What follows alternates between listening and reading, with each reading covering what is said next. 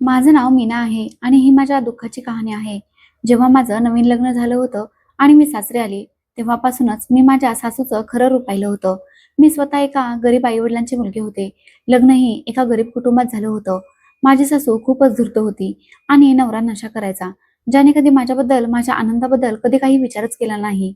पहाटे सकाळी तो मजुरीसाठी बाहेर पडायचा. संध्याकाळी घरी यायचा. त्याच्या खिशात पैसे असायचे, पण तो सर्व पैसे आपल्या मित्रांसोबत दारूच्या नशेत आणि जुगारात उडवून द्यायचा.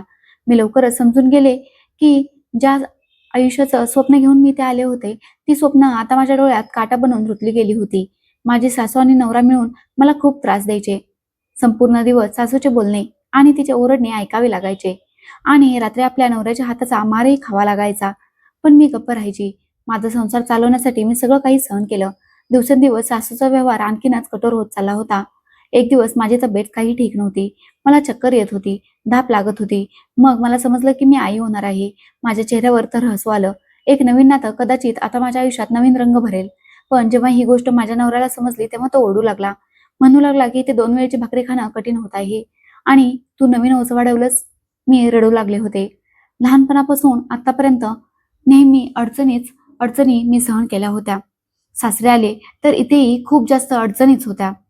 माझा वेळ कसा तरी निघून गेला. प्रत्येक दिवस, प्रत्येक रात्र एक नवी परीक्षा असायची. प्रत्येक सकाळी सासूची टोमणे आणि रात्र नवऱ्याच्या रागात जायची. तो मला खूप मारायचा. मी नेहमी देवाकडे प्रार्थना करायचे, की माझ्यासारखं नशीब माझ्या होणाऱ्या बाळाचं नसू दे. अखेर तो दिवसही आला, जेव्हा मी एका मुलीला जन्म दिला. गोडशी, छोटीशी बाहुली, जी खूपच सुंदर होती. आजूबाजूच्या बघायला येणाऱ्या बायका तिच्या सौंदर्याचे खूप जास्त कौतुक करत होत्या. पण घरचे लोक यावर खुश नव्हते.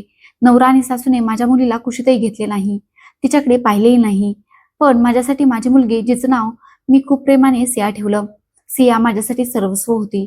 मी तिला कुशीत घेऊन प्रेम करायची आणि बस तिला पाहत राहायची आणि तिला म्हणायची की बाळा, मी तुला सगळं काही देईन. जसं माझं नशीब होतं तसं तुझं नशीब असणार नाही.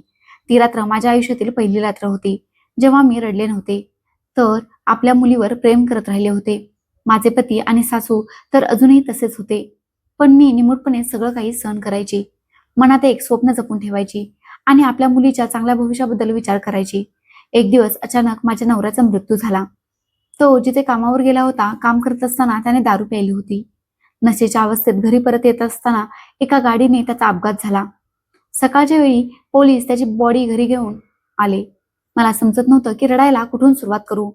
मोहल्ल्यातील कोणी बायका मला दिलासा देत होत्या, कोणी मला पाणी देत होतं, तर कोणी मला जेवण देत होतं. सुरुवातीला 2-3 दिवस तर सर्वांनी माझ्याबद्दल सहानुभूती दाखवली. पण नंतर सर्वजण आपापल्या कामात मग्न झाले. मुलाच्या धक्क्याने माझी सासू आजारी राहू लागली. माझी मुलगी, जी अजून खूप लहान होती, तिला हेही माहीत नव्हतं की तिचे वडील आता कधीच परत येणार नाहीत. वेळ जात राहिला. सासू, जी आता दिवसेंदिवस आजारी राहू लागली होती, तिचाही अचानक श्वास थांबला आणि मी या घरात माझ्या मुलीसोबत पूर्णपणे एकटी राहिले होते. मी मोहल्ल्यातील श्रीमंत लोकांच्या घरात झाडू लादीचे काम सुरू केले होते. कुठे भांडी घासायला सांगितले होते, तर कुठे मला कपडे धुवायला सांगितले जायचे. मला जे काम मिळायचं मी घराबाहेर पडायची आणि कामावर जाण्यापूर्वी आपल्या मुलीला शेजारच्या हेमा वहिनींकडे सोडून जायची. रात्री त्यांच्या घरून तिला घेऊन यायची. त्या माझ्या मुलीला सांभाळण्याचे रोजचे 100 रुपये द्यायच्या. म्हणायच्या की फुकटात तर आजकाल कोणी कुणाचं काम करत नाही. माझे हात फाटू लागले होते, कारण संपूर्ण दिवस मला काही ना काही काम करता करता निघून जायचा. पण मी कधी काम सोडले नाही. मी गुपचूप माझ्या वाट्याचं काम करायची. एक दिवस जेव्हा मी परत आले, तेव्हा सिया तापाने फणफणत होती. मी रात्रभर तिची काळजी घेतली. सकाळ होताच तिच्यासाठी औषधं खरेदी करून आणली. वेळ जात राहिला. सिया थोडी मोठी झाली आणि शाळेत जाण्याचा हट्ट करू लागली. मी काही दिवस विचार केला. त्यानंतर मोहल्ल्यातील सरकारी शाळेत तिचे ऍडमिशन करून दिले. फी कमी होती. युनिफॉर्म, पुस्तके आणि बूट सगळं काही माझ्या मुलीला शाळेतूनच मिळालं होतं. माझ्याकडे तर घालायला कपडेही नव्हते. माझ्या मुलीच्या शाळेत मीटिंग असायची, तेव्हा मी सर्वात शेवटी जायची, कारण माझे कपडे खूप खराब असायचे. मला लाज वाटायची. पण माझ्या मुलीचे शिक्षण प्रत्येक वेळी माझी मान अभिमानाने उंचवायचे. ती अभ्यासात खूप चांगली होती, खूप हुशार होती. मार्क्स खूप चांगले आणायचे. मोहल्ल्यातील काही लोक कौतुक करायचे, तर काही टोमणे मारायचे की नोकराणीची मुलगी आहे, आकाशाला गवसणी घालेल, कितीही शिकले तरी शेवटी आमच्याच घरात काम करेल. मी त्यांचं बोलणं फक्त निमूटपणे ऐकायची. मला माहित होतं की स्वप्नांचं ओझं फक्त पाहणारच उचलतो. एक दिवस माझी मुलगी म्हणू लागली की मम्मी, तू ही सगळं काम का करतेस? तर मी तिला म्हटलं की बाळा, जेणेकरून तुला अशी कामं करावी लागू नयेत. माझ्या मुलीला ती गोष्ट कदाचित पूर्णपणे समजली नव्हती.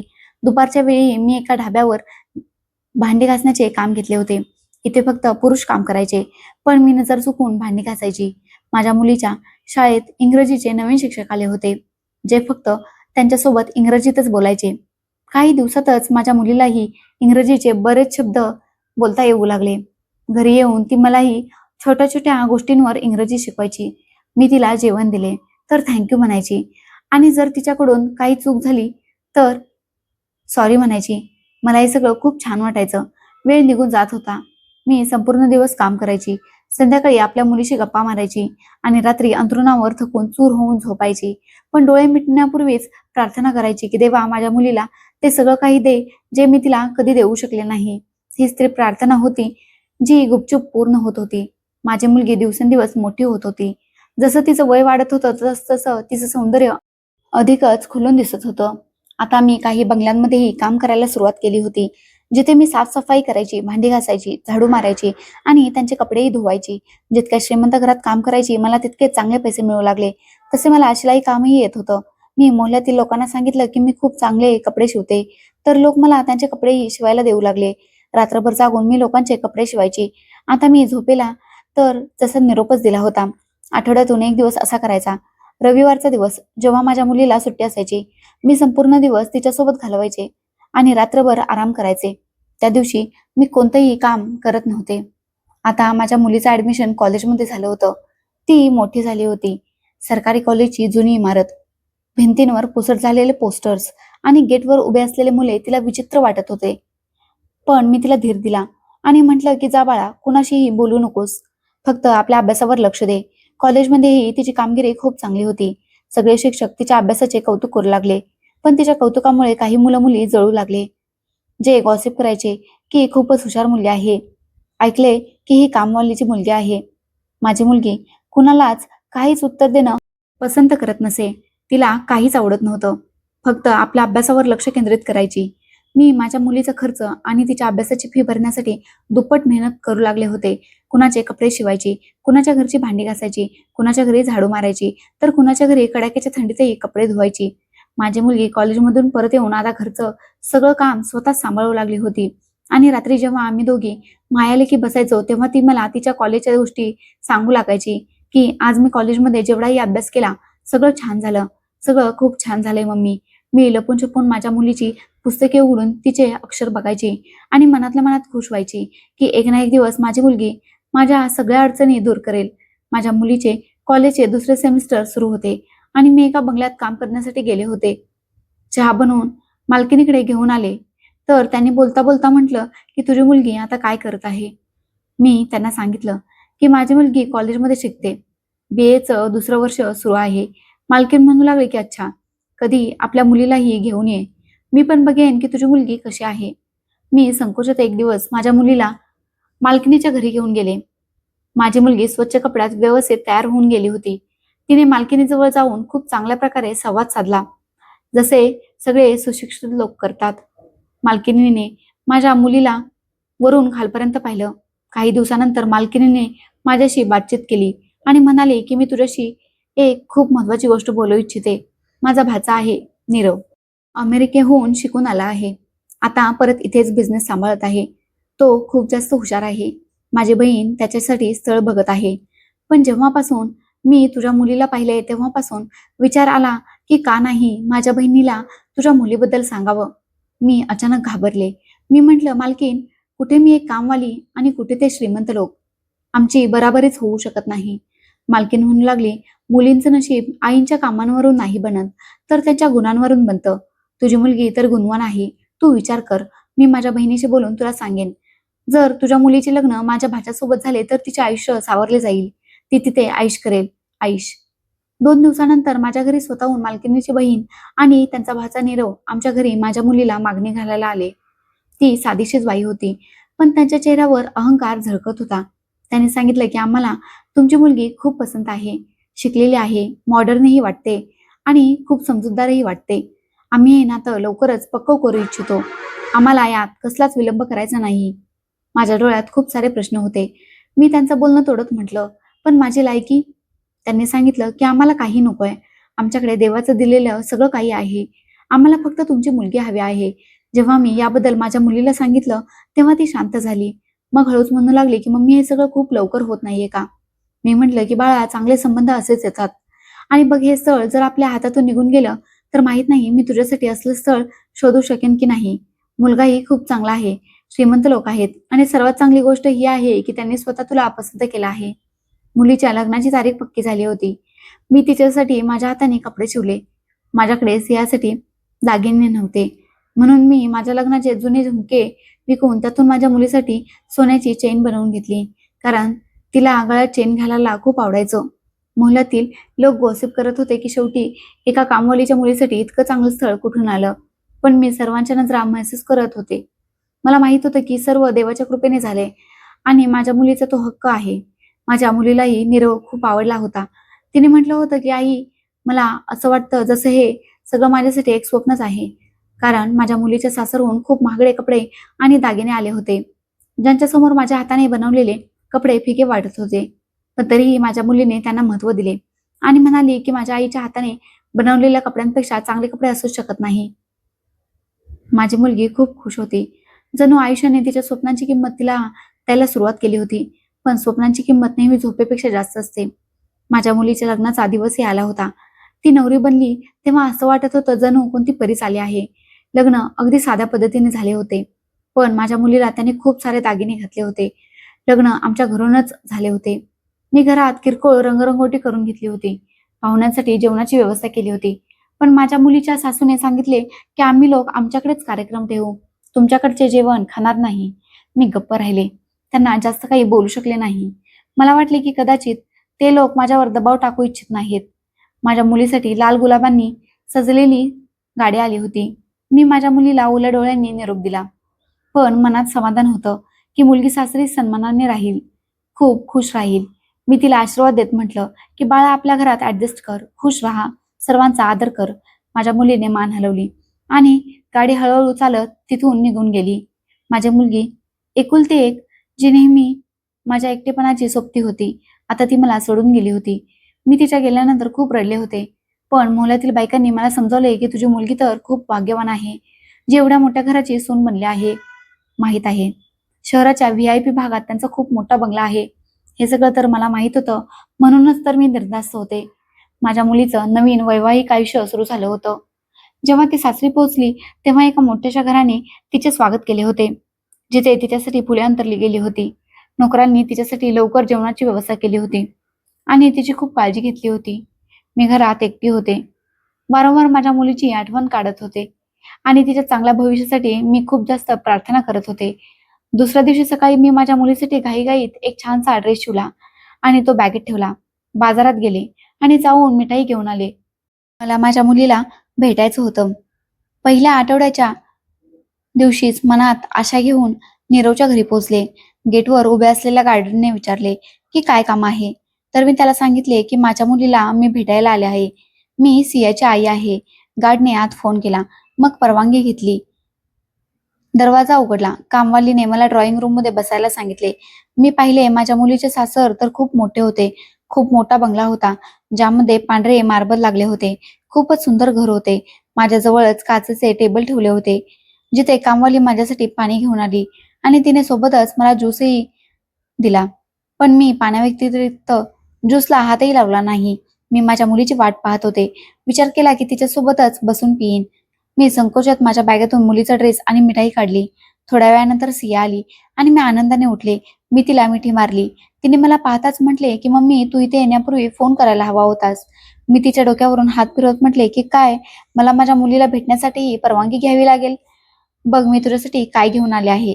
माहित आहे, सकाळी लवकर उठून तुझ्यासाठी घाईघाईत मी ड्रेस शिवलाय आणि यामध्ये तुझ्या आवडीची डिझाईनही बनवली आहे बघ. सियाने शांतपणे ड्रेस आपल्या हातात घेतला आणि सोफ्यावर ठेवला. मी पाहिले की अचानक तिची नजर दरवाजावर होती. तिथे तिची सासू उभी होती. जशी माझी नजर दरवाजावर गेली, तिची सासू तिथून निघून गेली. माझी मुलगी म्हणाली की मम्मी, तू माझ्यासाठी काही आणू नकोस. इथे सगळं काही ठीक आहे आणि प्लीज पुढच्या वेळी इथे येशील तर फोन करून ये आणि चांगल्या प्रकारे तयार होऊन ये. सियाचे बोलणे ऐकून अचानक माझ्या चेहऱ्याचा रंगच उडाला. मग मी हळूच म्हटले की ठीक आहे. बाळा, तुला जसं आवडेल तसं आपण करू.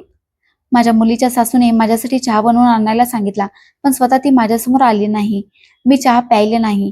तर माझ्या मुलीला म्हटले की सिया, तुझी सासू कुठे आहे बाळा? त्यांनाही भेटून जाते. तर माझी मुलगी म्हणाली की नाही मम्मी, त्या थोड्या बिझी आहेत. माहित नाही का, पण मुलीच्या सासरी 1 मिनिटही थांबणे आता माझ्यासाठी खूप कठीण होत होते. सिया पूर्णपणे बदलली होती. 24 तासातच तिच्यावर इतका परिणाम झाला होता की ती माझ्याशी धड नजर मिळवूनही बोलत नव्हती. असं वाटत होतं जणू मी तिची आई नाही, कोणीतरी परकी बाई आली आहे.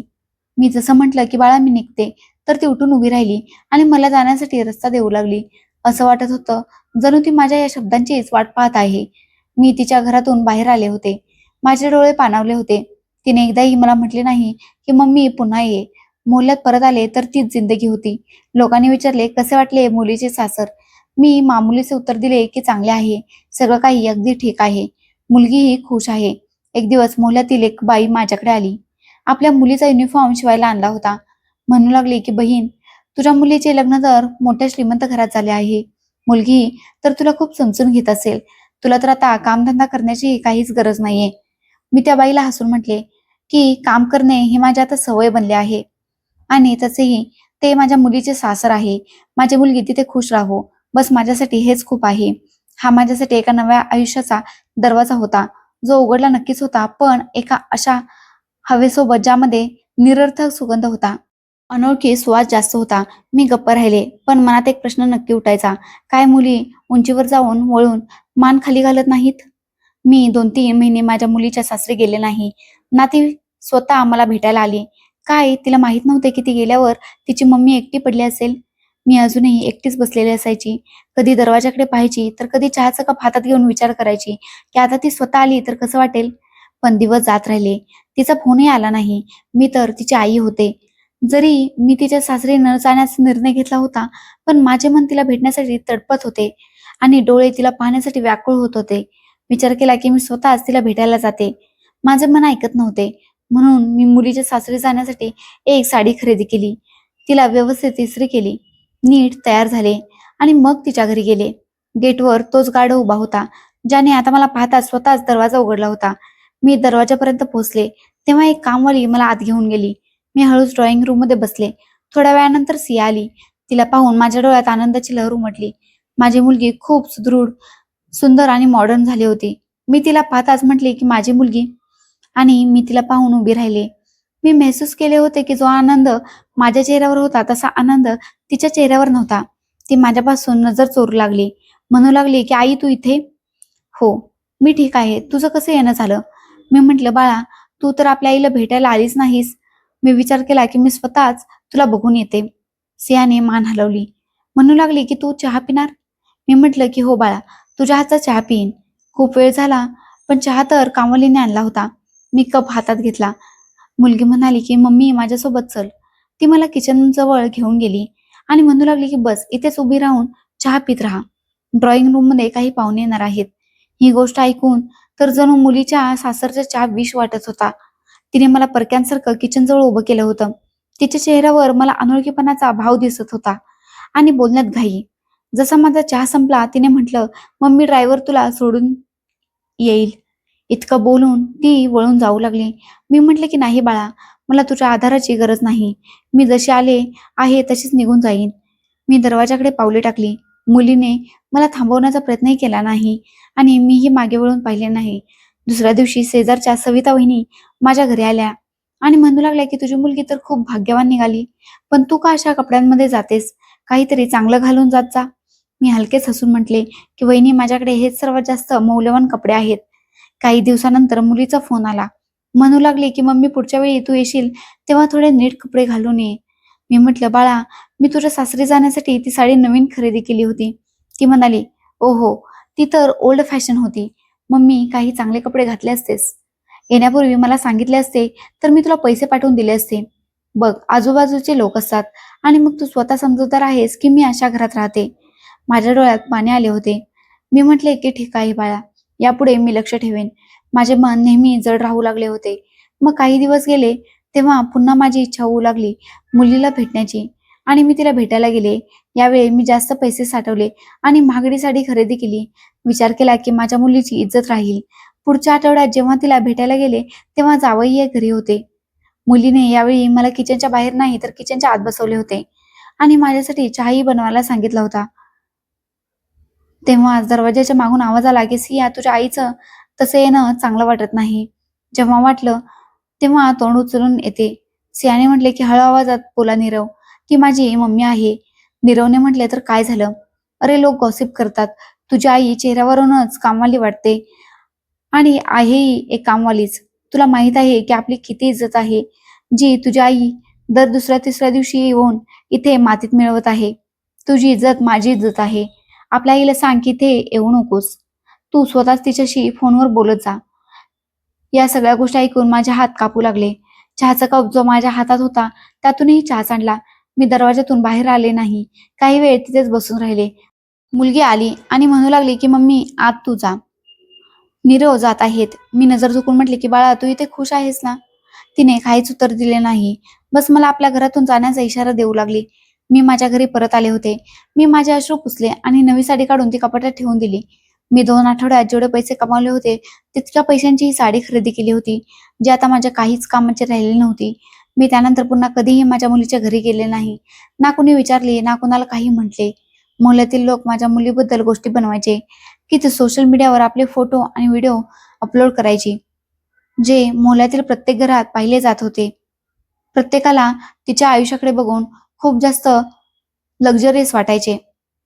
पण मी स्वतःला प्रश्न करायची की काय आई फक्त सावलीसाठी बनून राहते का? की एक असा दरवाजा जो कधी वाजवला जातो तर कधी दुर्लक्षित केला जातो. मी आता स्वतःच स्वतःच्या मुलीच्या आठवणीपासून दूर करत होते. कारण मला समजले होते की तिने माझ्याशिवाय राहायला शिकले होते. तिला माझी आठवण येत नाही. मी तिच्या सासरी जाते तेव्हा तिला सासू आणि नवऱ्यांसमोर संकोच वाटतो. आता मी माझ्या घरात स्वतःला इतके बिझी करून घेतले होते, जणू माझ्यासाठी वेळ उरलाच नसावा.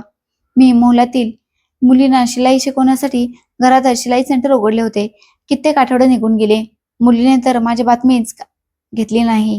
कधी कधी मीच तिला फोन करायची, पण ती फक्त मामुलीशी बातचीत करायची. म्हणायची की मम्मी मी बिझी आहे, आता आउटिंगला गेली आहे. कधी म्हणायची की शॉपिंगला जात आहे, मला डिस्टर्ब करू नकोस, वारंवार फोन करू नकोस. कधी म्हणायची की मी बिझी असते, मला वेळ मिळत नाही. मी एक दिवस असं म्हणून फोन ठेवून दिला की बाळा, मी आता तुला फोन करणार नाही. बस तू नेहमी तुझ्या आयुष्यात खुश राहा. माझ्याकडे ज्या मुली शिलाई शिकत होत्या त्यापैकी एका मुलीने विचारले की आंटी, तुमची मुलगी कुठे राहते? तर मी सांगितले की माझी मुलगी खूप दूर राहते, कदाचित इतक्या दूर की मी पण तिच्या जवळ जाऊ शकत नाही. त्या छोट्या छोट्या मुली होत्या ज्यांना शिलाई शिकण्याची आवड निर्माण होत होती. जेव्हा त्या मस्करी करायच्या, हसायच्या, तेव्हा त्यांना पाहून माझ्या मुलीचं मला बालपण आठवायचं. मोहल्ल्यातील लोक म्हणायचे की तुझी मुलगी महागड्या रेस्टॉरंटमध्ये जाते, महागडे महागडे कपडे घालते आणि सोशल मीडियावर व्हिडिओ टाकते, आपल्या कपड्यांची किंमत सांगते. तिला पाहून असं वाटतं जणू देखावा करत आहे. जेही लोक सांगायचे मी त्यांच्या बोलण्याला काहीच उत्तर देत नसे. मी पूर्णपणे तेव्हा शांत राहायचे. तिकडे माझ्या मुलीला एक दिवस तिच्या नवऱ्याने विचारले की आता तुझी आई येत नाही, काय झालं? तर माझ्या मुलीने आपल्या नवऱ्याला उत्तर दिले की चांगलंच झालं ती येत नाही, थोडं ऑकवर्ड वाटतं. मला माहित होतं की माझी मुलगी पूर्णपणे बदलली आहे. आता मी पूर्णपणे दुर्लक्ष केलं होतं. आता जसजसा वेळ जात होता माझी तब्येत ठीक नसायची. सुरुवातीला तर मी औषधे घेतले होते.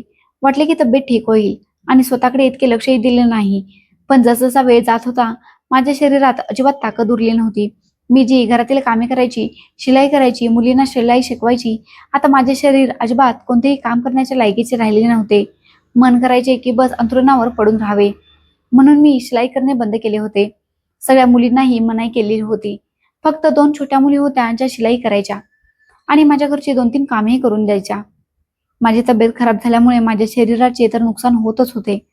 सोबतच माझ्याकडे पैसेही नव्हते, कारण मी कोणतेही काम करत नव्हते. म्हणून पैसेही येत नव्हते.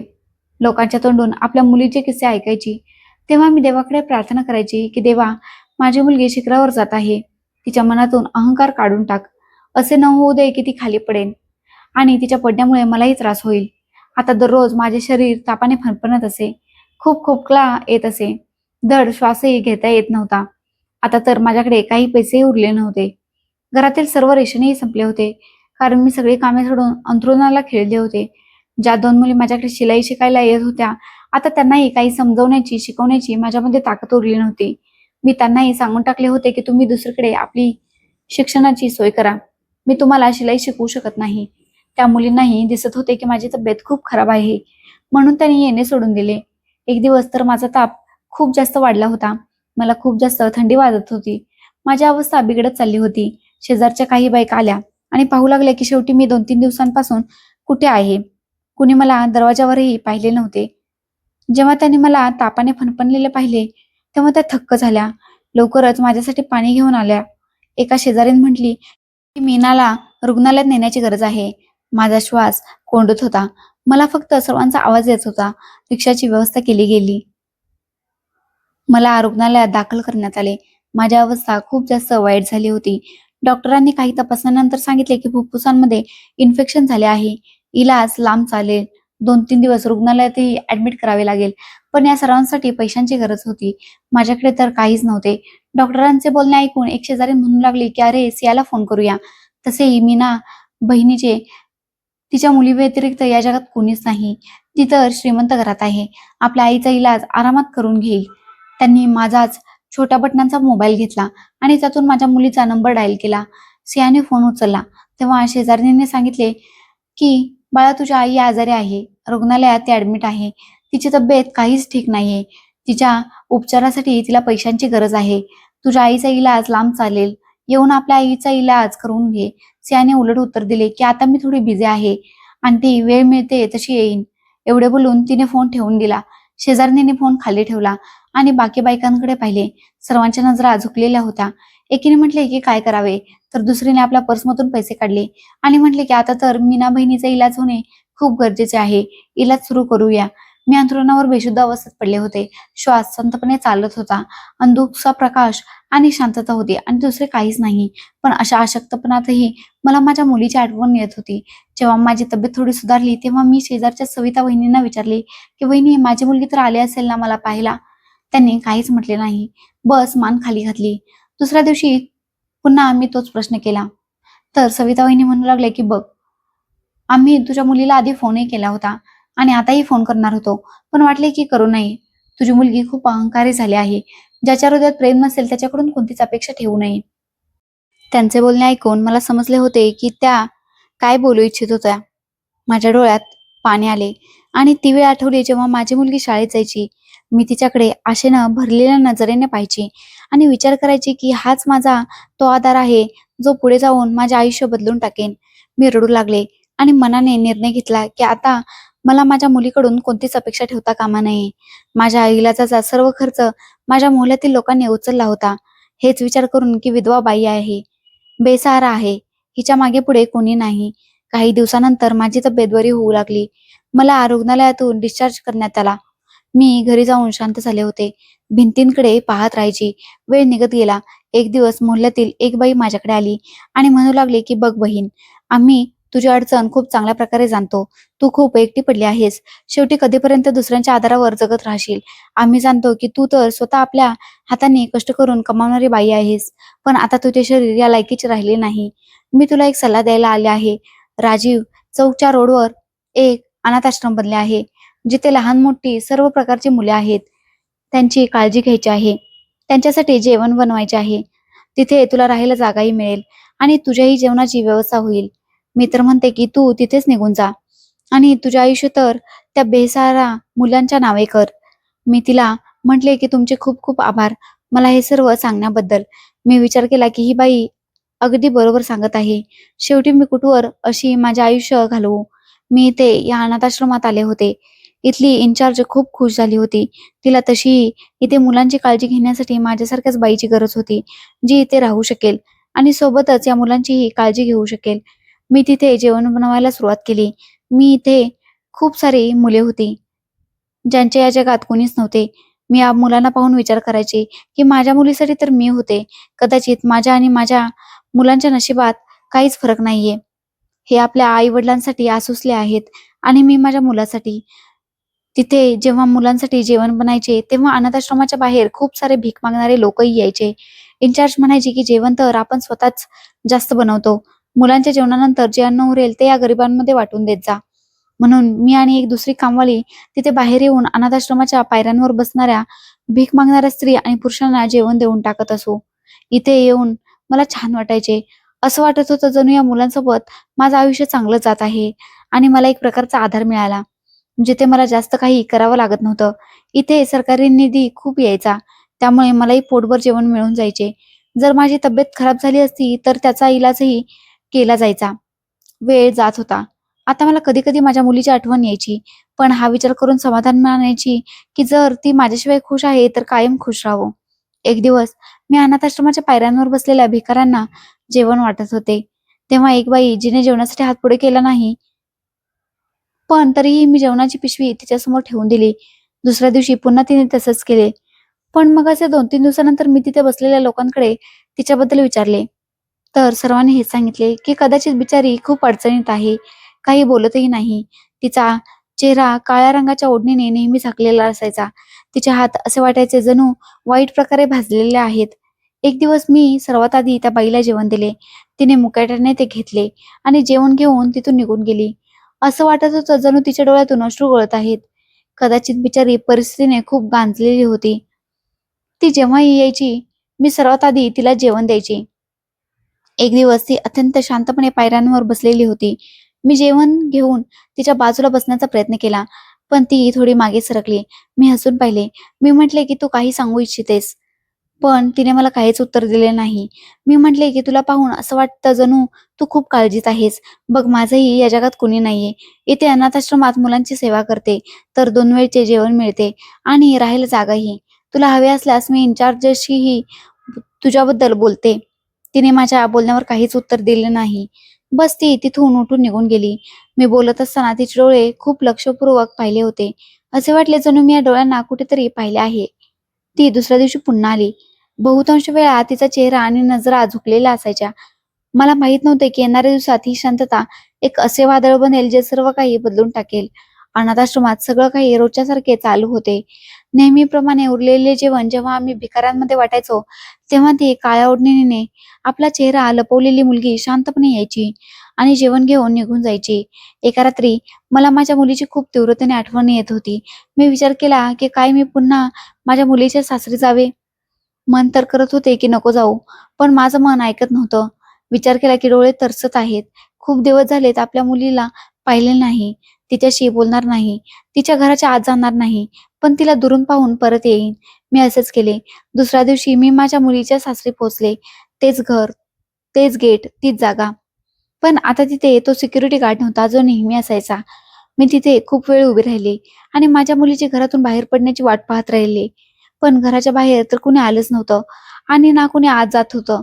मग खूप वेळानंतर एक अनोळखी माणूस घरातून बाहेर आला. तेव्हा मी त्याच्याकडे गेले आणि मी म्हटले की "भाऊसाहेब, हे नीरव साहेबांचं घर आहे ना?" त्याने मान हलवून म्हटले की "हो, हे त्यांचे घर होते, पण आता नाहीये. 8 महिन्यांपूर्वी ते लोक इथून गेले आहेत.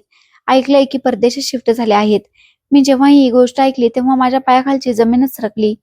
त्या माणसाने सांगितले की आता हा बंगला बिझनेसमॅन अमितजींचा आहे.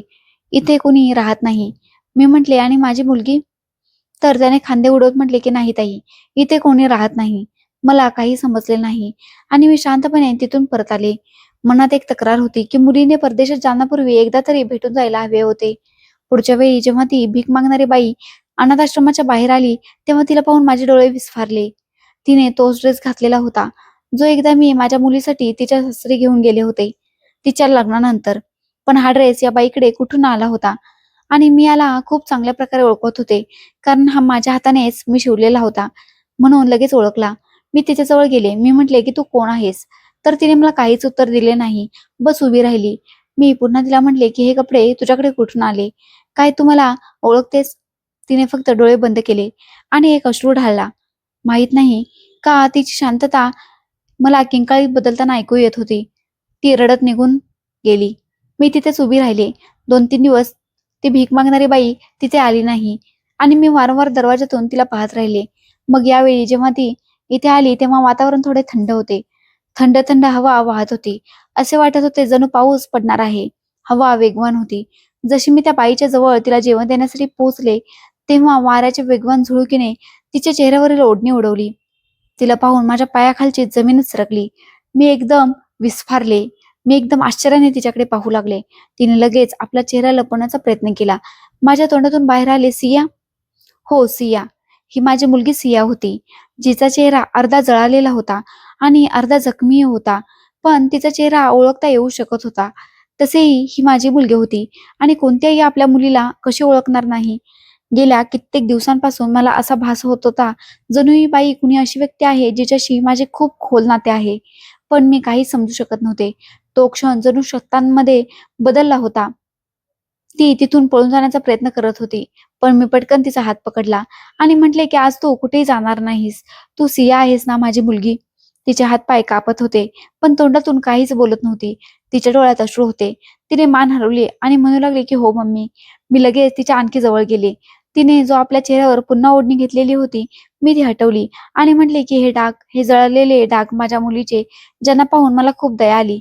तिची प्रकृती खूप कमजोर झाली होती. तिचा गोरा रंग निस्तेज झाला होता आणि तिच्या सौंदर्यातही आता ती दया राहिली नव्हती, जी नेहमी दिसायची. मी तिला मिठीत घेतले आणि म्हटले की बाळा, हे काय झाले, कसे झाले आणि का झाले, मला सगळं काही सांग. तिने म्हटले मम्मी, मला नीरवने घटस्फोट दिला. एक दिवस त्याने मला म्हटले की तू माझ्या लायकीची नाहीस. हे बोलून त्याने मला सोडून दिले आणि आपल्या घरातून हाकलून दिले. मी बेसहारा इकडे तिकडे भटकत राहिले. विचार केला की तुझ्याकडे येऊ, पण तुझा सामना करण्याची माझ्यात हिंमत उरली नव्हती. म्हणून मी दारोदारचे धक्के खात राहिले. मी कित्येक वेळा सासरी गेले, पण तिथून प्रत्येक वेळी मला धक्के मारून हाकलून दिले गेले. नीरव आणि त्याच्या मम्मीचे म्हणणे होते की आम्ही सर्व लोक अमेरिकेला जात आहोत आणि तू अमेरिकेला जाण्याच्या लायकीची नाहीस. तू एका कामवालीची मुलगी आहेस. तिथे जाऊन आमची बरोबरी करू शकणार नाहीस. त्याने आपले घरही विकले आणि मला इथे एकटे सोडून निघून गेले. मी विचार केला की तूही तर लोकांच्या घरात काम करून आपला उदरनिर्वाह केला होता, म्हणून मीही एका घरात काम मागण्यासाठी गेले, तर तिथे मला जेवण बनण्याचे काम मिळाले. मी तिथे किचनमध्ये उभे राहून जेवण बनवत होते, तेव्हा अचानक सिलेंडरचा स्फोट झाला आणि माझी अशी अवस्था झाली. कित्येक दिवस मी रुग्णालयात पडून होते. माझ्याजवळ कुणी येत नसे. लोक माझी खिल्ली उडवू लागले. रुग्णालयाच्या लोकांनीही मला रुग्णालयातून जाण्यास सांगितले. मी बेसहारा झाले होते. मम्मी एक दिवस इथे अनाथाश्रमात भीक मागणाऱ्या लोकांना जेवण खाताना पाहिले. भूक लागली होती, तर विचार केला की मी पण इथे जेवण खाऊन घेते. पण जेव्हा माझी नजर तुझ्यावर गेली, तेव्हा मी तुझा सामना करण्याच्या लायकीचे अजिबात नव्हते. म्हणून मी माझा चेहरा लपवता होता, जेणेकरून तू मला ओळखू नयेस. दररोज इथे जेवणाच्या आशेने यायची. जेव्हा तू मला सर्वात आधी जेवण द्यायचीस, तेव्हा मी मनात विचार करायची की माझ्या आईला आजही माझी काळजी आहे. मम्मी, मी तुझ्यासमोर हात जोडते. मला माझ्या कर्मांची शिक्षा मिळाली. मी तुझ्यासोबत खूप चुकीचे वागले, तुला दुर्लक्षित केले. श्रीमंत माणसाशी लग्न काय झाले होते, स्वतःला खूप महान समजू लागले होते. मी म्हटले की बाळा, का तू माझा सामना करू इच्छित नव्हतीस? मी तुझी आई आहे. मुले जेव्हा रस्ता भटकतात, तेव्हा आई वडिलांचा दरवाजा त्यांच्यासाठी नेहमी उघडा असतो. ठीक आहे, आता रडणं थांबव. मी तुझी आई आहे. आता तुला काळजी करण्याची काहीच गरज नाही. जशी मी तुझी काळजी घ्यायची, तशीच आजही घेईन. चल माझ्यासोबत घरी चल. ती पुन्हा रडू लागली आणि म्हणू लागली, मम्मी, तुझी तब्येत किती खराब झाली होती. मी तुला पाहायला सुद्धा आले नाही. माझ्या आत अहंकार होता. मी अहंकाराने पूर्णपणे चूर झाले होते. मम्मी, मला माफ कर. ती माझे हातपाय पकडून रडू लागली. तिथे उपस्थित असलेले सर्व लोक आम्हाला पाहत होते. मला खेद वाटत होता आपल्या मुलीवर. मी आणि माझी मुलगी एकमेकांना मिठी मारून रडू लागलो. तिने म्हटले, मम्मी, मला वाटले की मी खूप उंचावर आहे, पण वेळेने मला तिथे आणून उभे केले, जिथे कधी तुला पाहिले होते. मम्मी, तू म्हटले होतेस की कधीही अहंकार करू नकोस, पण मी तर नेहमी अहंकारच केला आणि तुझा हातही सोडून दिला. कधी तुझ्याबद्दल विचार केला नाही. तू माझ्यासाठी किती त्याग केलेस. मी ते सर्व काही विसरून गेले होते. मम्मी, मला माफ कर. मी काहीच राहिले नाही. मी माझ्या मुलीला म्हटले की ठीक आहे बाळा, मी तुला माफ केले. चल आता आपण आपल्या घरी जाऊया. माहित आहे की तुला मी पण त्या घरात राहणे सोडून दिले, जिथे मला तुझी खूप आठवण येत असे. मी माझ्या मुलीला घेऊन माझ्या जुन्या मोहल्ल्यात आणि माझ्या घरात आले होते. मोहल्ल्यातील लोकांनी जेव्हा आम्हाला येताना पाहिले आणि सियाचा चेहरा पाहिला, तेव्हा गोष्टी बनवू लागले की बघा, ही तीच मुलगी आहे जी कधी सासरी जाऊन आपल्या आईला पूर्णपणे विसरली होती. ते लोक खूप किती वाईट झाले याबद्दल चर्चा करत होते. कदाचित तिच्यासोबत काहीतरी वाईट झाले असे म्हणत होते. म्हणूनच तर हिची अवस्था आज अशी झाली आहे. पण मी आणि मुलगी गप्प राहिलो आणि नजर चुकून घराच्या आत आलो. इतक्या काळानंतर घराच्या आत जाऊन माझी मुलगी खूप रडली होती. तिने आपल्या सगळ्या चुकांची माफी मागितली होती. ती जी नेहमी या गोंधळात फिरत असायची, आता पूर्णपणे शांत झाली होती. मी तिचा हात पकडला होता आणि म्हटले की तुला काळजी करण्याची कोणतीच गरज नाही. तुझ्या आईने जशी नेहमी तुला साथ दिली, तशीच आताही देईन. तिने मला वचन दिले आणि म्हणू लागले की मम्मी, आता मी तुला कधीच सोडणार नाही, आता कधीच तुझ्यापासून वेगळी होणार नाही. ती खूप कमजोर झाली होती. मी कसं तरी घरात उपलब्ध असलेल्या रेशनमधून तिच्यासाठी जेवण बनवले, तर ती जेवणही खात नव्हती. फक्त तिने पाणी प्यायले आणि म्हणू लागली की मम्मी, मी काही दिवसांसाठी शांतता इच्छिते आणि माझ्या पापांचे प्रायश्चित्त करू इच्छिते. काही दिवस असेच निघून गेले. तिने म्हटले, मम्मी, माझा चेहरा जळाला तर काय झाले? माझ्यातील आत्मविश्वास अजूनही शिल्लक आहे. मी नोकरी करू इच्छिते. मी म्हटले की बाळा, विचार कर, तुझा चेहरा पूर्णपणे खराब झाला आहे. जगातील लोक तुला खूप जास्त बोलतील. तिने म्हटले की मला या गोष्टीची कोणतीच पर्वा नाही. मग तेच झाले. जी वेळ कधी माझी असायची, लोकांचे बोलणे ऐकून मी मेहनत केली, मजुरी केली. आता माझी जागा माझ्या मुलीने घेतली होती आणि आपल्या जळलेल्या चेहऱ्यासोबत ती नोकरी करत होती. पण तिच्यात अजूनही इतका आत्मविश्वास बाकी होता की तिला एका चांगल्या कंपनीत नोकरी मिळाली. तिने मला म्हटले होते की आता तुला कोणतेही काम करण्याची गरज नाहीये. आता तुझी मुलगी तुझा आधार बनेल. मला माझ्या मुलीला बघून बघून तिची खूप कीव येत होती. पण मग विचार करते की माझ्या मुलीसोबत यापेक्षाही जास्त वाईट होऊ शकले असते. देवाने तिला लवकरच सरळ रस्ता दाखवला. माझ्या मुलीचे आता पुन्हा कधीही लग्न तर होऊ शकत नाही. पण आता आम्ही दोघी मायलेकी एकमेकींचा आधार आहोत. तुम्ही लोक आमच्यासाठी प्रार्थना करा. आमच्या आयुष्यात आता पूर्वीपेक्षा खूप जास्त शांती आहे. पण ते सगळं काही माझ्या मुलीसोबत घडत आहे, जे कधी माझ्यासोबत घडले होते. मी खूप प्रार्थना केली की कधी माझ्या मुलीसोबत काहीच चुकीचे घडू नये. जे मी भोगले ते माझ्या मुलीला भोगावे लागू नये. माझी प्रार्थना तर कामी आली होती, पण तिच्या स्वतःच्या कर्मांनी तिला उद्ध्वस्त करून टाकले. या कथेचे नैतिक तात्पर्य हेच आहे की आयुष्यात गर्व आणि अहंकाराला कोणतेही स्थान नसावे. मीना आणि सियाची कथा आपल्याला हे शिकवते की खरा आनंद आणि शांती नात्यांचा आदर आणि आप्तांप्रती असलेल्या निश्चित आहे. समाजाने हे समजून घेतले पाहिजे की संपत्ती आणि प्रतिष्ठा सर्व तात्पुरत्या गोष्टी आहेत, पण आई वडिलांचे प्रेम आणि बलिदान अमर असते. आपण आपली मूल्ये विसरता कामा नये आणि कोणत्याही परिस्थितीत आपल्या माणसांची साथ दिली पाहिजे. कारण वेळ बदलते, पण खरी नाती नेहमी आधार बनतात. मित्रांनो, मी आशा करते की तुम्हाला आमची कथा आवडली असेल. कथा आवडली असेल तर व्हिडिओला लाईक करा. चॅनेलवर नवीन असाल तर चॅनेलला सबस्क्राईब करा आणि हो, नोटिफिकेशन बेल नक्की दाबा, जेणेकरून पुढील अपडेट सर्वात आधी तुम्हाला मिळेल. धन्यवाद.